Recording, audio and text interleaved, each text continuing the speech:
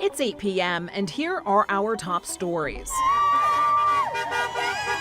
Thousands of teachers call out of work and take a stand amid a rift in the school board. They made decisions behind closed doors. It's super important to have transparency on our school board. Brighton police searching for a suspect wanted in a deadly dog attack. He should, notify them that he's aware of what happened, that he's, willing to take responsibility for it. And Denver taking action against hard crime hotspots. We will not play politics with this challenge of crime. This isn't a Democratic or Republican issue. But residents we spoke to don't agree with the plan. But as far as the neighborhood being unsafe, I think that it's not unsafe because you see people walking their dogs and all that. Plus, the Table Mesa King Soopers gets ready to reopen nearly 1 year since that horrific mass shooting. Good evening and thank you for watching Denver 7 News on Local 3. I'm Jessica Porter. I'm Danny New. There were no classes today in Douglas County after around 2,000 teachers, students, and parents braved the freezing cold to rally against the school board's attempts to fire the district superintendent. But before we get to the rally, let's take an in-depth look at how we got here. In November, 4 conservative candidates were elected to the Douglas County School Board. This was seen as reaction to the county's COVID-19 debates, which eventually led to Douglas County leaving Tri-County Health. Fast forward 3 months, and the Douglas County School Board has since voted to change its equity policy. Also behind closed doors, the board's president and vice president allegedly tried to force Superintendent Corey Wise to resign. Denver 7's Russell Haythorne was at today's rally and continues our in-depth coverage with concerns from teachers. Thousands of teachers holding a rally outside Douglas County School District headquarters protesting the new board majority's recent actions. I am very appalled at what the majority is doing to Corey Wise. The allegation is the new board majority held behind-the-scenes meetings in an effort to secretly oust Superintendent Corey Weiss. If the allegations prove to be true, then we are going to see some really difficult times in Douglas County. We're going to see a mass exodus of individuals that just can't stay here. Some say the lost trust could lead to teachers leaving the district.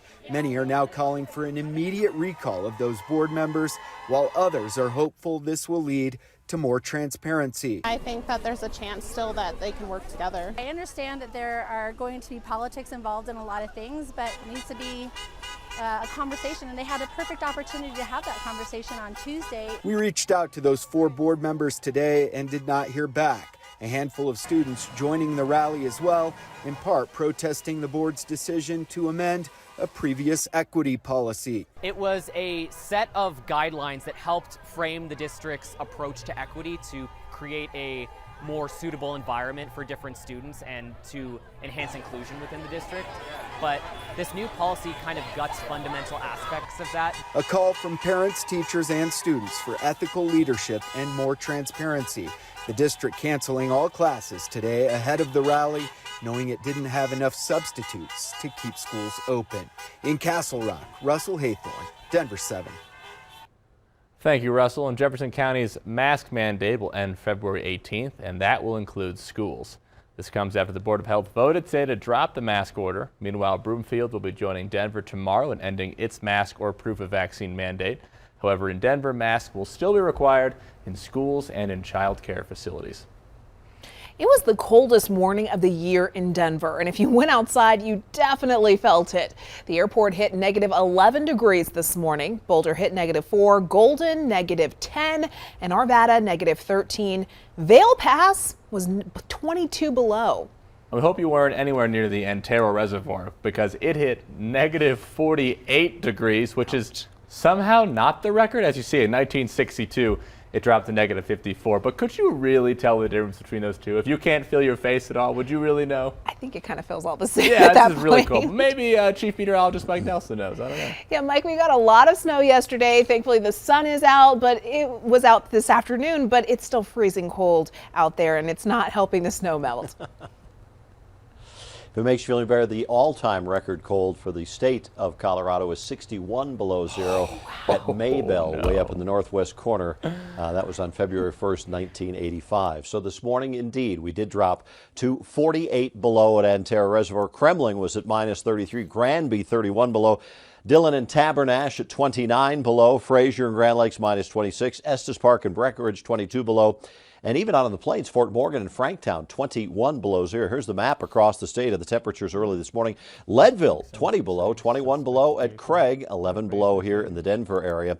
As far as the current conditions, we're getting cold again. It will be cold tonight, but not as bad as it was last night. The skies are clear, and so our headlines are as follows. Another very cold night coming up, but there's some hope on the horizon. Tomorrow the temperatures start to thaw out a bit, and we actually have some 40s and even 50s coming up in the 7-day forecast. Well, Colorado wasn't the only state in a cold snap. More than 5,000 flights were canceled across the country today. More than 1,000 were out of Dallas. DIA saw about 200 canceled. More than 250,000 people from Texas to Maine are without power. Nearly 2,000 miles of the country are under severe weather alerts. Police in Brighton are looking for a suspect and vehicle involved in a deadly dog attack last November. And police say one dog died and another was injured. Denver 7's Sloan Dickey joins us now, and he from the dog park where the incident took place. Sloan? Yeah, Brighton police are seeking any information on that vicious dog attack that happened in November here at the Happy Tales Dog Park in Brighton. This is a community gathering spot with lots of dogs that we saw off the leash when we arrived here today. Dog owners we spoke with here said they had heard about the attacks. There were 2 greyhounds running in the park when a woman with smaller dogs arrived. Brighton police say the greyhounds immediately attacked and killed one of the dogs, nearly killing the other. Police are looking for the owner of this dark truck, likely a Chevy Avalanche. Dog owners here say they have seen the owner of 2 greyhounds. They encourage that man to turn himself in and say dog parks like this can be dangerous if owners don't take the proper safety precautions. They need to know what their dogs are capable of, and their dogs being socialized, or their dogs, having, social activities and being getting along with other dogs. Now, if you have any information on that attack, those greyhounds or that dark Chevy Avalanche, you are encouraged to call the Brighton Police Department. You can remain anonymous and you could receive a reward of up to $4,000. Reporting in Brighton, Sloan Dickey, Denver 7. Thank you, Sloan. Well, there are new details tonight about a woman who was allegedly kidnapped from a ranch in northwestern Colorado early yesterday morning. The Rio Blanco County Sheriff's Department says that she worked on the ranch of former New York City Mayor Mike Bloomberg. 48-year-old Joseph Beecher is accused of kidnapping Amanda Edinger at gunpoint. Deputies say Beecher forced her into his pickup truck, her own pickup truck, and then drove across the state to the Front Range. They were eventually found at a hotel in Cheyenne, Wyoming. Edinger has since been reunited with her family. A standoff in Aurora lasted nearly 10 hours before coming to an end today. Police were called out to check out a man with a gun at the Extended Stay Hotel near I-225 in Iliff. A woman came out of the room unharmed, and eventually 27-year-old Marco Hernandez was taken into custody. He's facing domestic violence and second-degree assault charges. Denver Mayor Michael Hancock is releasing a new plan to tackle crime in the new year. He identified these 3 intersections as new crime hotspots where DPD will increase patrols.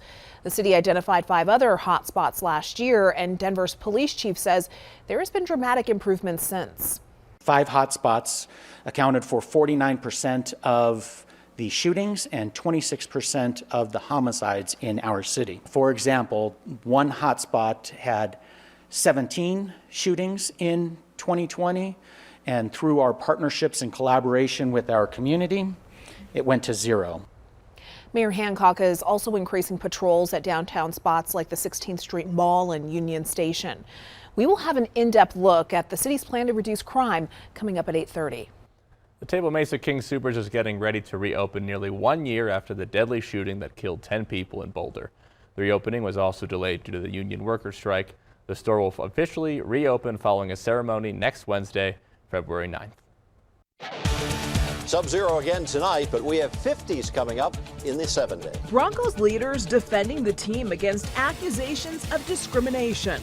But local coaches say it could have a huge impact on younger players. Everything starts from the top. We're taking a deeper look at the message diversity sends to Denver's youth. It starts from the top and getting black people, whether they're black men or women, right, in the room where those decisions are made, because right now we're not. Plus, there's a special feeling in the air in Loveland. It's called Love, L-O-V-E. Meet the lovely group of all volunteer gals pouring their hearts into a treasured tradition. How many are you at right now? Right now I'm about almost 2,000.